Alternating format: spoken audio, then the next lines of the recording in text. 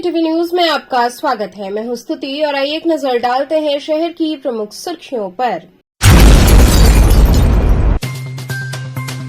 केंद्रीय मंत्री पीयूष गोयल ने विश्वनाथ धाम पहुंचकर किया दर्शन पूजन। बजड़े पर बैठकर देखा light and sound show. BHU IIT की छात्रा से छेड़खानी मामले में आरोपी की गिरफ्तारी न होने से छात्रों ने जताई नाराजगी। पुलिस ने बढ़ाई कई धाराएं।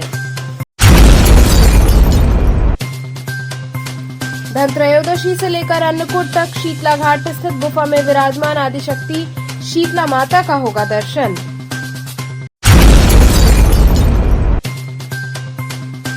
और गोवर्धन पूजा समिति द्वारा गोवर्धन पूजा पर विशाल शोभा यात्रा निकाली जाएगी। और अब खबरें विस्तार से। केंद्रीय मंत्री पीयूष गोयल बाबा विश्वनाथ धाम पहुंचे और विधिवत पूजन किया। साथ ही बजड़े पर बैठकर लाइट एंड साउंड शो देखा। केंद्रीय मंत्री पीयूष गोयल बुधवार की देर शाम श्री काशी विश्वनाथ धाम पहुंचे। इस दौरान वे श्री काशी विश्वनाथ मंदिर में चल रही बाबा भोलेनाथ की शयन आरती में शामिल हुए। गर्भगृह के पश्चिमी द्वार पर खड़े होकर बाबा को प्रणाम किया और आशीर्वाद प्राप्त किया। दर्शन पूजन के पश्चात केंद्रीय मंत्री को मंडलायुक्त कौशल राज शर्मा ने अंगवस्त्रम, रुद्राक्ष की माला और प्रसाद भेंट किया और मंदिर में दर्शनार्थियों की सुविधाओं के बारे में उनको अवगत कराया। इसके बाद केंद्रीय मंत्री गंगा घाट स्थित द्वार पर पहुंचे, जहां बजड़े पर बैठकर लाइट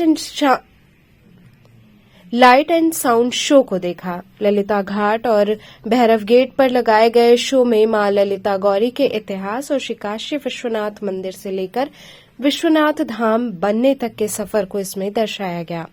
केंद्रीय मंत्री ने पूरे धाम को देखने के बाद एयरपोर्ट को रवाना हो गए। इस दौरान जिलाधिकारी एस राजलिंगम, मुख्य कार्यपालक अधिकारी सुनील कुमार वर्मा सहित बड़ी संख्या में अधिकारी उपस्थित रहे।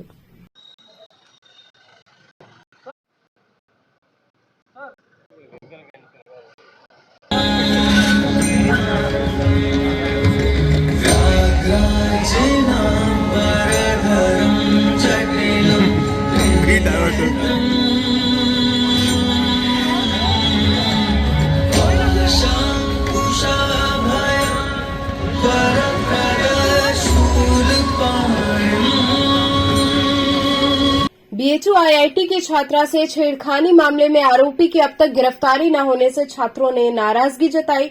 वहीं पुलिस ने कई धाराएं बढ़ाई। आईआईटी बीएचयू में गन पॉइंट पर छात्रा के साथ छेड़खानी और उसका वीडियो बनाने वालों को पुलिस अब तक गिरफ्तार नहीं कर सकी है। इसके विरोध में बुधवार की शाम हजारों स्टूडेंट सड़क पर उतर गए। छात्रों ने आईआईटी डायरेक्टर ऑफिस से 3 किलोमीटर तक जस्टिस रैली निकाली। छात्र हैदराबाद गेट और विश्वेश्वरैया चौराहे से होते हुए वापस आईआईटी डायरेक्टर ऑफिस पहुंचे। इसके बाद डायरेक्टर ऑफिस के बाहर धरने पर बैठ गए। इस दौरान छात्रों ने कहा कि जब तक आरोपी की गिरफ्तारी नहीं होती है तब तक धरना जारी रहेगा। दरअसल बुधवार दोपहर 1 बजे तक 500 छात्र ही डायरेक्टर ऑफिस पर बैठे थे। इसमें से कई छात्राएं मदन मोहन मालवीय जी की तस्वीर लेकर नजर आईं। कई छात्राओं के हाथों में पोस्टर थे। इन पर लिखा है, बिटिया से पीड़िता कब तक। इस दौरान छात्राओं ने कहा, पुलिस ने घटना के बाद दिलासा दी थी कि यहीं सड़क पर सबके सामने दरिंदों को मारेंगे, लेकिन घटना को लगभग 8 दिन हो गए हैं। आखिर आरोपी कहाँ है? क्यों पुलिस पकड़ नहीं पा रही है? दोपहर 2 बजे से छात्रों की संख्या बढ़ने लगी। शाम 4 बजे तक करीब 6000 छात्र जुट गए। इसके बाद सभी छात्रों ने रैली निकाली। इस दौरान छात्रों ने जमकर नारेबाजी भी की। वहीं अब इस मामले में छात्रा के बयान के बाद पुलिस ने धाराएं बढ़ाई हैं। पुलिस ने गैंगरेप का केस दर्ज किया है। छात्रा ने बयान में कहा है कि मेरे साथ गैंगरेप हुआ था। पुलिस ने मुकदमे में धारा 376D और 509 बढ़ाया है। घटना के 8 दिन बाद भी आरोपी नहीं गिरफ्तार हुए हैं।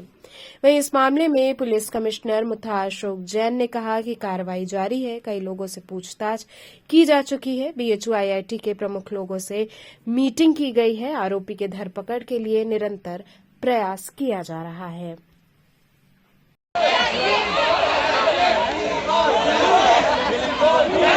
We want justice! We want justice! We want justice! We want justice!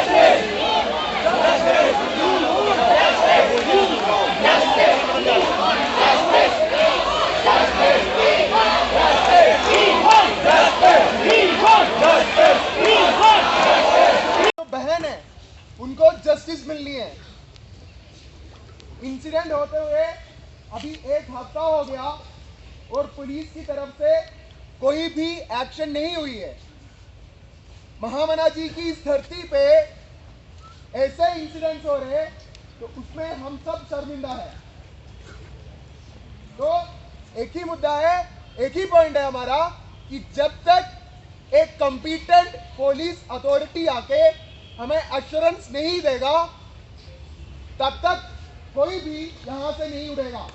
Assurance नहीं, बंदा चाहिए, जो कल्प्रिट है वो इधर आना चाहिए बस। उसको जब तक नहीं बदलेंगे तब तक मिलेंगे नहीं। एश्योरेंस का क्या होता है?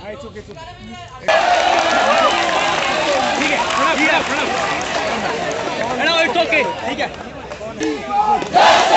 और पहली बात तो मैं पर्सनली बहुत बुरा फील कर रहा हूँ। मैं बनारस का ही हूँ, हमेशा से ही बीएचयू को मतलब विद्या की राजधानी माना गया है, जो कि वो है।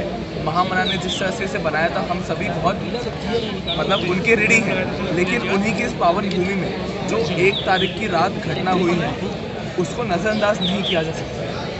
जो भी चीज़ें हुई हैं और आज 6-7 दिन 1 हफ्ता बीत चुका है, तब भी कुछ स्ट्रॉन्ग एक्शन हमें नहीं होता दिख रहा है। हाँ, सिक्योरिटी के लिए एडमिनिस्ट्रेशन ने और पुलिस ने चीज़ें करवाई हैं, हम वो सब दिख रहा है, बट कल्प्रिट्स कहाँ हैं? उसके ऊपर कुछ एक्शन होता हुआ हमें क्यों नज़र नहीं आ रहा है? हमें बस वही मांग है कि, और मेरे साथ साथ पूरे स्टूडेंट्स पार्लियामेंट के जितने भी यहाँ पे 1500-2000 की भीड़ आई हुई है, इनके अलावा जो 8000 टोटल स्ट्रेंथ IIT में, सबकी यही पुकार है कि न्याय मिले। जो भी प्रोसीजर आगे चल रही हैं, जो भी वो कल्प्रिट हैं 3, उनके बारे में हमें पता चले वो कौन है और हमसे कोई उच्च अधिकारी आके हमें आश्वासन दे, यही है। और जब तक नहीं आते हैं हम सब यहीं पे बैठे रहेंगे। सर अभी क्या अपडेट है BHU IIT में जो छेड़खानी हुई थी छात्रा के? जी, अब तक हम एक जो कार्रवाई हो चुकी है मैं पहले आपको वो बता दूँ। 161 का बयान हो चुका है, उसके बाद 164 का बयान माननीय मजिस्ट्रेट साहब के सामने हो चुका है। मेडिकल की प्रक्रिया पूर्ण हो चुकी है और जो भी विवेचनात्मक कार्रवाई हुई है उसके अनुसार विधिक राय के आधार पर हम आगे बढ़ रहे हैं और माननीय न्यायालय को पूरा प्रकरण संज्ञानित नियमानुसार किया जाएगा। सर अभी एक सूचना मिली है कि और कार्रवाई के दौरान अभी और धाराएं बढ़ाई गई हैं। मैं जो विवेचना की कार्रवाई, चूँकि माननीय न्यायालय को हम लगातार सूचित कर रहे हैं और हमारा ये कर्तव्य है, तो इसके बारे में मैं टिप्पणी नहीं कर रहा। सर कितने सदस्यीय टीम गठित की गई है? लगातार इस पे आप लोग पे ताबड़तोड़ छापेमारी और कार्रवाई की जा रही है, कितनी टीमों के साथ? आपको मैंने पहले भी हमारे अधिकारियों ने बताया था, हमारी 5 टीम इस प्रकरण में काम कर रही थी। उसके बाद टीमें तो घटती बढ़ती रहती है डिपेंडिंग ऑन क्या इनपुट आ रहा है, लेकिन कार्रवाई जारी है। तो आने वाले समय पे लेकर के BHU में सुरक्षाओं को लेकर के क्या व्यवस्थाएं की जाएंगी? BHU में की सुरक्षा के संबंध में ऑलरेडी काफ़ी काम हो रहा है। BHU प्रशासन, IIT प्रशासन भी अपने स्तर से काफ़ी काम कर रहा है। हम लोगों से भी वो लोग संपर्क में हैं, हमारी भी उनसे बैठक हो चुकी है। उनकी अपनी दोनों इंस्टीट्यूशंस की आपसी बैठक भी 3-4 दिन पहले हुई है और हमारे प्रशासन के साथ भी एक जो संयुक्त बैठक हो चुकी है और हम उनको पूरी तरह से सपोर्ट कर रहे हैं और वो खुद भी इस प्रयास में है कि व्यवस्था में तेजी से सुधार।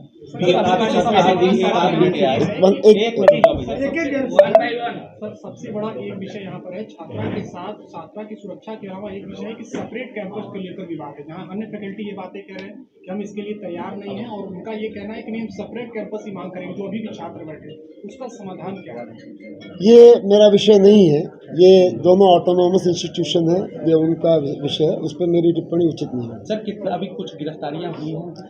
हमने कई लोगों से पूछताछ की, वो आप पहले आपने देखा भी है, और जो सस्पेक्ट सामने आए हैं पूछताछ हुई है और पूछताछ के बाद जब संतुष्ट हो गए तो उनको छानबीन करने के बाद रिलीज भी किया गया।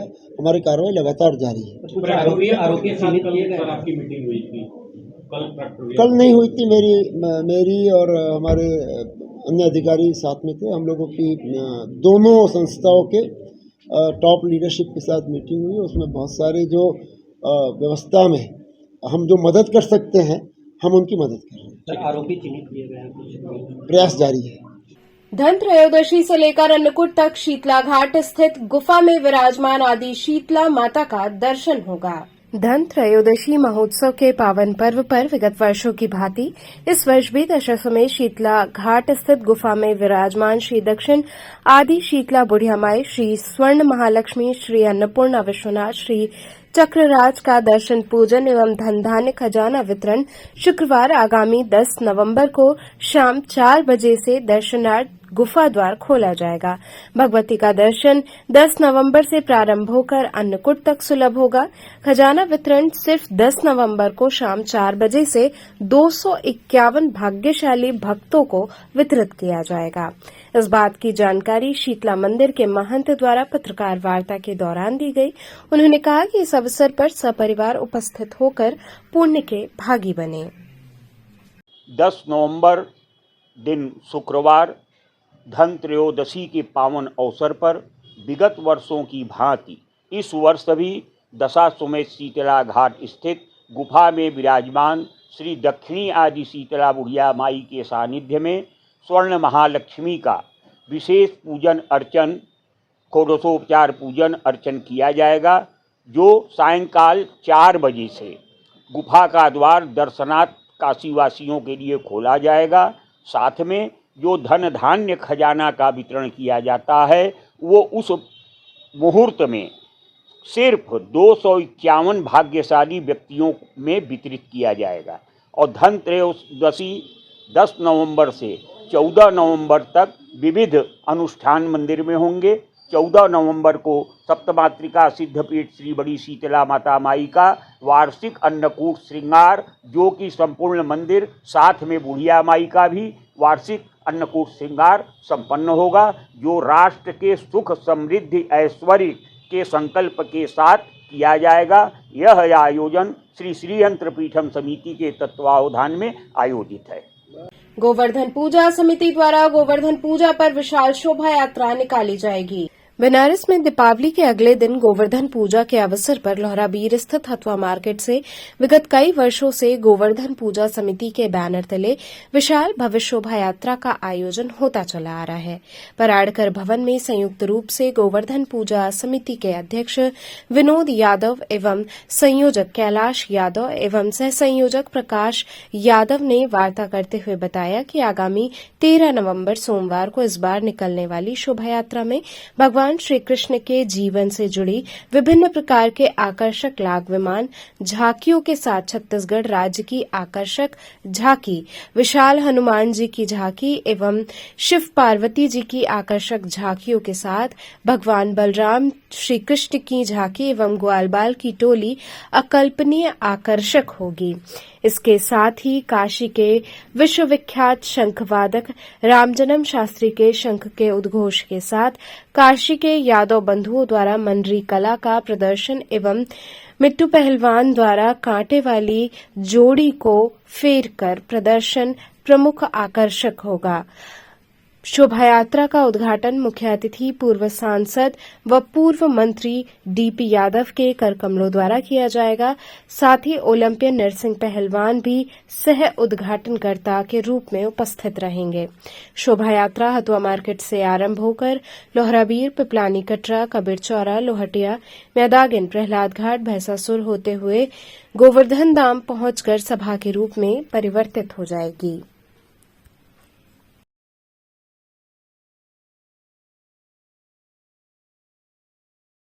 आज ये किस तरह की प्रेस वार्ता की जा रही, क्या उद्देश्य है? अखिल भारतीय गोवर्धन पूजनोत्सव के संबंध में आज पड़ाड़कर स्मृति भवन में एक प्रेस वार्ता रखी गई है, जिसमें हमारे ट्रस्ट बोर्ड के अध्यक्ष माननीय गोपाल जी यादव जी, हमारे पूर्व अध्यक्ष कैलाश यादव जी, पूर्व अध्यक्ष अशोक यादव जी, हमारे कोषाध्यक्ष सीताराम यादव जी, हमारे महामंत्री पारसनाथ यादव जी, श्री कृष्ण यादव महासभा के अध्यक्ष जो हमारे गोवर्धन पूजा में विलय कर चुके हैं, श्री प्रकाश यादव जी, भोला यादव जी और हमारे उपाध्यक्ष विनोद यादव जी की उपस्थिति में हम लोग आज यहाँ प्रेस वार्ता में 13 नवंबर को गोवर्धन पूजनोत्सव की एक भव्य शोभा यात्रा निकालेंगे, जो हथुआ मार्केट में से शुरू होकर के ये लौराबीर, पिपलानी, कबीरचौरा, विशेश्वरगंज, मछोतरी मुकीमगंज होते हुए राजघाट खिड़किया घाट पर पहुंच करके एक सभा के रूप में परिवर्तित हो जाएगी, जिसमें उद्घाटनकर्ता डीपी यादव माननीय सांसद मंत्री जी के कर कमलों द्वारा होगा। साथ में नरसिंह यादव जो रेसलिंग पहलवान है वो भी रहेंगे। हमारे वहाँ पर सभा में गोवर्धन घाट पर माननीय डॉक्टर सुधा यादव जी वो भी उपस्थित रहेंगी। मुख्य अतिथि के तौर पर हमारे हाई कोर्ट के माननीय न्यायालय के न्यायाधीश शेखर कुमार यादव जी रहेंगे। क्या खास होगा इस शोभा यात्रा? इस शोभा यात्रा में हमारा उद्घाटन राम जन्म यादव जी के द्वारा शंखनाद से वहाँ पर उद्घाटन होगा, शंखनाद के द्वारा होगा। और मिट्ठू पहलवान जो हमारी पुरानी परंपरा जोड़ी गदा दंगल में होती है, वो मिट्ठू पहलवान अपना गदा जोड़ी फेरेंगे, जो इसमें आग कांटे वाली जोड़ी में आग लगा करके वो जोड़ी फेरेंगे। उसी के साथ भव्य झांकियां रहेंगी जो झारखंड से आ रही हैं, जो अघोरी का झांकी रहेगा। और इलाहाबाद से कुछ झांकियां आ रही हैं, कई विभिन्न राज्यों से झांकियां आ रही हैं। कहाँ से कहाँ तक ये जाएगा? ये हथुआ मार्केट से लहुरापीर, पिपलानी, मैदागिन, मछोदरी होते हुए राजघाट जाएगा, खिड़किया घाट। क्या है कब और क्या कार्यक्रम है आप लोगों का? ये हमारा जो आज प्रेस का जो कार्यक्रम चल रहा है, तो आगामी 13 नवंबर को जो गोवर्धन पूजा के अवसर पे बनारस में जो शोभा यात्रा निकाली जाती है, तो उसकी पूर्ण तैयारी हो चुकी है। और इस बार शोभा यात्रा बहुत आकर्षक और भव्य लगेगा और सारे यादव समाज के लोग और उनके साथ जितने भी हमारे गैर समाज के इष्ट मित्र हैं, सब लोगों ने बड़ा सहयोग करके इंटरनल बहुत बढ़िया हमारी तैयारी हुई है। हथुआ मार्केट से ये शोभा यात्रा हमारा 12 बजे आरंभ होगा, जिसके उद्घाटक अतिथि होंगे माननीय डीपी यादव जी और नरसिंह जी होंगे।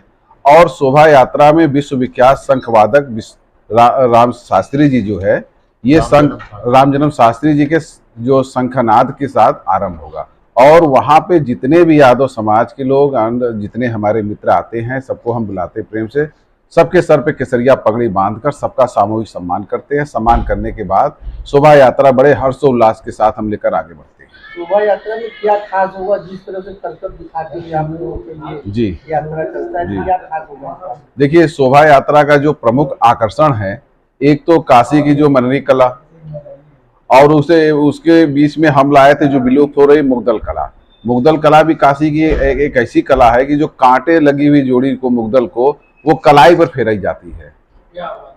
वो एक ऐसी अद्भुत कला है। ये तो ईरान में भी लोग फेरते हैं मुगदल, लेकिन काशी में जैसी जो ये कला फेरी जाती है, अभी इसके गिने चुने एक आध दो पहलवान ही बच गए हैं जो इस कलाई पे लेके कांटे वाली जोड़ी को फेरते हैं। तो इस बार इसका भी प्रदर्शन हम लोग रखे हैं। और मनरी कला तो अद्भुत है ही है, साथ ही साथ जो है छत्तीसगढ़ की जो कई आकर्षण झांकियां आ रही हैं, जो आदिवासियों की वाली झांकियां है, भगवान भोलेनाथ की झांकियां हैं, और झारखंड के जो है भूत भावन भोलेनाथ के जो है जो स्वरूप का आ रहा है झांकी जो है, इस बार काशी में बड़ा अलौकिक होगा। यहाँ रुकेंगे एक छोटे से ब्रेक के लिए। आप बने रहिए केटीवी के साथ।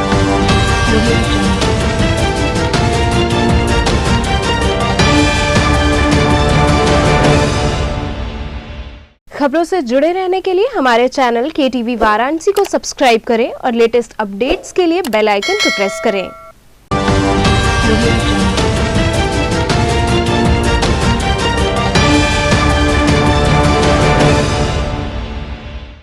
ब्रेक के बाद आपका स्वागत है। बसंत पब्लिक स्कूल में दीपावली सेलिब्रेशन आयोजित हुआ। पिशाच मोचन स्थित बसंत पब्लिक स्कूल में दीपावली सेलिब्रेशन का भव्य आयोजन किया गया। इस अवसर पर विद्यालय की डायरेक्टर करुणा यादव एवं लालजी यादव ने मां सरस्वती को पुष्प अर्पित कर एवं दीप प्रज्वलन कर कार्यक्रम की शुरुआत की। कार्यक्रम में नर्सरी से कक्षा 2 तक के छोटे छोटे बच्चों ने अनेकों सांस्कृतिक कार्यक्रमों की प्रस्तुति से सभी को झूमने पर मजबूर कर दिया। कार्यक्रम देख विद्यालय के अन्य छात्रों ने उपस्थित होकर उत्साहवर्धन किया।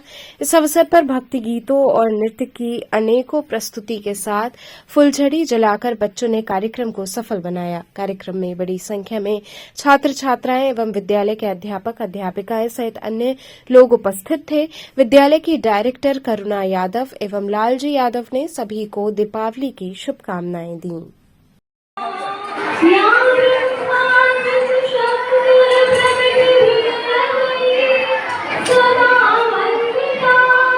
श्याम साइड होकर करिए। हाँ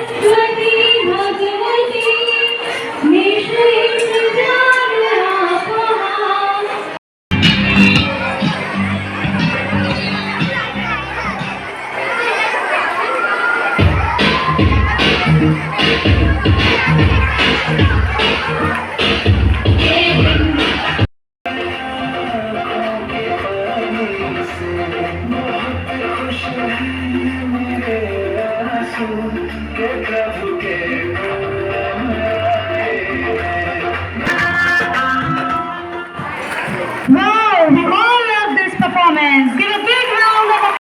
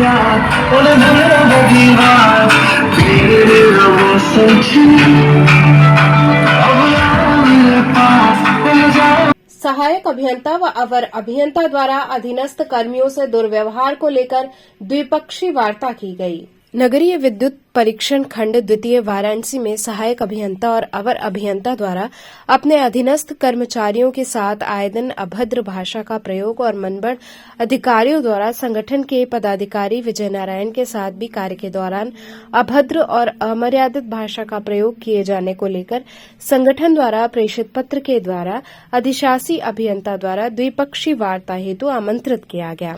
संगठन के क्षेत्रीय प्रभारी विजय नारायण ने बताया कि जेई मीटर और एई मीटर आए दिन अनर्गल और नियम विरुद्ध कार्य करने के लिए दबाव बनाते हैं और जब कर्मचारी गलत कार्य करने में असमर्थता जताते हैं तो उनको अनुपस्थित करने, वेतन काटने और अपशब्दों का प्रयोग करने जैसा कृत्य किया जाता है। अधिशासी अभियंता परीक्षण खंड द्वितीय द्वारा संगठन को आश्वस्त किया गया कि कर्मचारियों की समस्याओं का समाधान अतिशीघ्र किया जाएगा। क्षेत्रीय संगठन मंत्री प्रशांत सिंह गौतम ने कहा कि अगर अधिकारियों ने अपनी भाषा और कार्यशैली में सुधार नहीं किया तो संगठन उग्र आंदोलन के लिए बाध्य होगा। संगठन की ओर से राहुल कुमार, वेद प्रकाश राय, विजय नारायण, संदीप कुमार, उदयभान दुबे आदि पदाधिकारी उपस्थित रहे।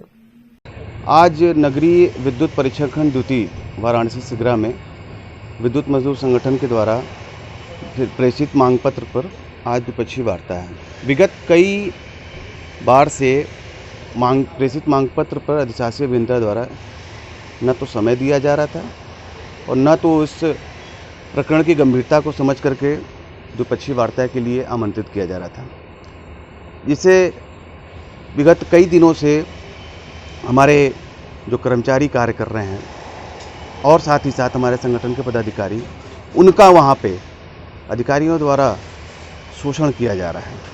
कार्य करने के बाद भी उनका वेतन काट दिया जा रहा है, उनको मानसिक रूप से उनको उत्पीड़ित किया जा रहा है, उनके बारे में अभद्र भाषा का इस्तेमाल किया जा रहा है, जिससे क्षुब्ध होकर जब संगठन ने 6 तारीख को धरना और घेराव का नोटिस दे दिया, तब 5 तारीख को अधिशासी अभियंता महोदय द्वारा पत्र प्रेषित करके संगठन को आज दिनांक 8/11/23 को दिन बुधवार वार्ता के लिए बुलाया गया है।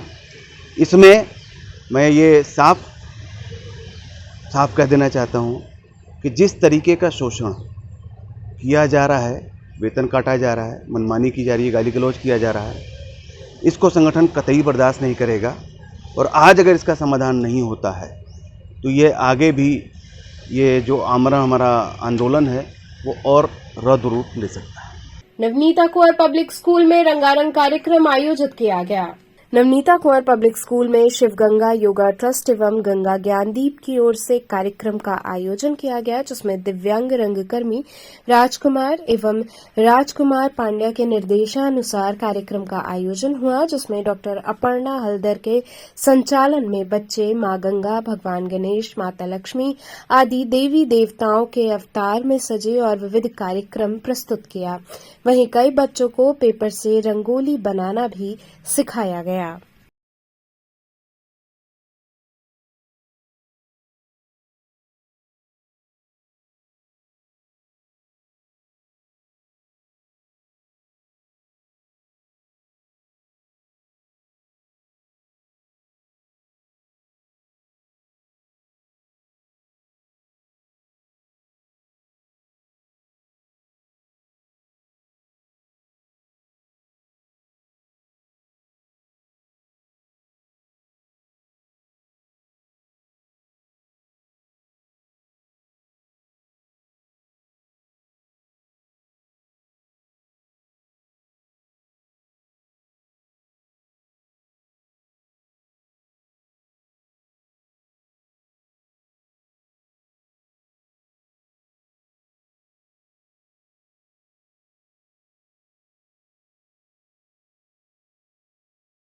शिव गंगा योगा ट्रस्ट एवं गंगा ज्ञानदीप की ओर से एक कार्यक्रम का आयोजन किया गया, जिसमें शिव गंगा योगा ट्रस्ट के राजकुमार जी और गंगा ज्ञानदीप से दिव्यांग रंगकर्मी राजकुमार जी, इन दोनों के तत्वावधान से, इन दोनों के सहयोग से हमारे विद्यालय में बच्चों ने वेस्ट मटेरियल क्राफ्ट सीखे।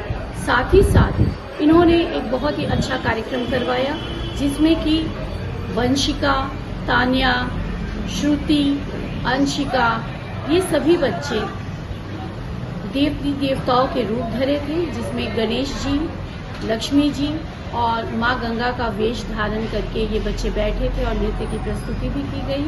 साथ ही साथ दिव्यांग राजकुमार जी ने हमारे विद्यालय के प्रबंधन समिति के सदस्यों को अपने हाथ से बनाए हुए बहुत ही सुंदर और आकर्षक गिफ्ट दिए, जिसे देख के हम सभी बहुत ही हर्षित हुए हैं। और ये कार्यक्रम ये संदेश देता है कि दीपावली सिर्फ पटाखों का नहीं बल्कि दियों का त्योहार है और खुशियों का त्योहार है। धन्यवाद। जय हिंद, जय भारत। तो चलते चलते पुनः एक नजर डालते हैं शहर की प्रमुख सुर्खियों पर।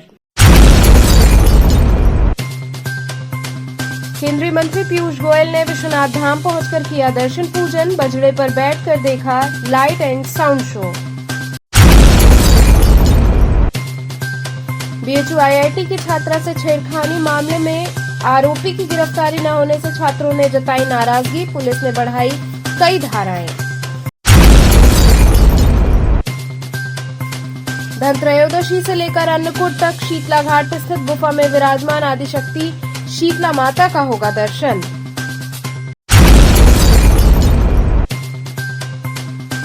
और गोवर्धन पूजा समिति द्वारा गोवर्धन पूजा पर विशाल शोभा यात्रा निकाली जाएगी। तो ये थे आज के समाचार। कल फिर होगी मुलाकात, तब तक के लिए नमस्कार।